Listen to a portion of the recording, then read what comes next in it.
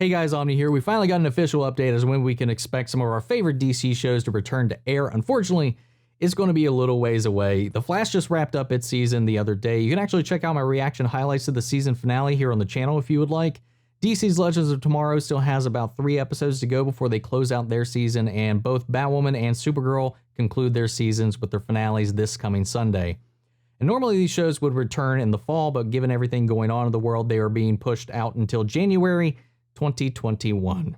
Thankfully, Stargirl premieres May 18th on Monday if you have the DC Universe app, and that will be releasing every Monday if you have that streaming service. If you do not, it'll be airing on Tuesday starting on the 19th following its release on the DC Universe app on CW, so you can check it out there. So we won't be completely without DC stuff for quite some time at least. We get a little bit of a taste here and there and get some new flavors going out there. If you weren't able to catch season 1 of Swamp Thing on DC Universe as well, CW is also going to be airing that this fall on the network, so you can check that out. I do recommend it. I watched it all when it came out on DC Universe app. I got a review for the first season on the channel, spoiler free. It was really well made, so if you haven't checked that out, that's definitely something to keep your eye out, at least while we're waiting on these shows to come back.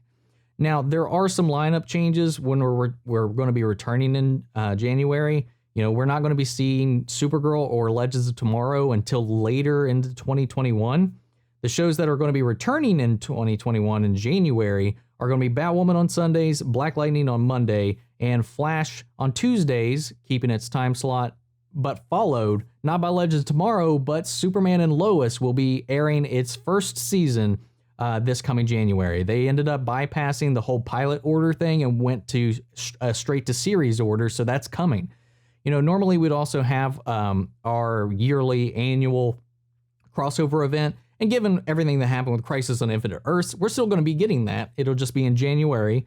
Or it won't be in January, but it's that block, that section of these episodes in which it's going to take place. So it's going to be pushed out into that season, that set of these episodes.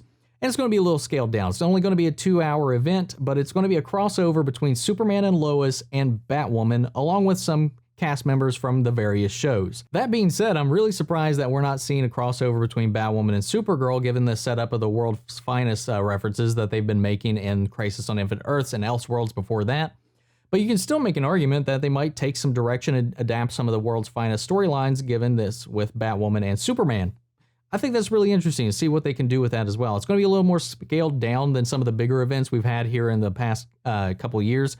So I'm curious to see how they get and how they really start to incorporate this world together now that they're all confined to one Earth and they're allowed to interact and, you know, really connect. And I really want to see that in this later set of seasons that we really embrace this post-crisis world that they really live in. And we don't need to have a whole bunch of huge events at this point in time. I think we really kind of climaxed really hard with something like Crisis on Infinite Earths, and I think we should stay away from some of the larger stuff. Personally, that's my personal take on that. Stay away from some of the larger events until we really allow the characters to mesh and build their chemistries and have like these more smaller, intimate crossover events. And those were the ones I really liked, especially as the Arrowverse was starting to really get its legs.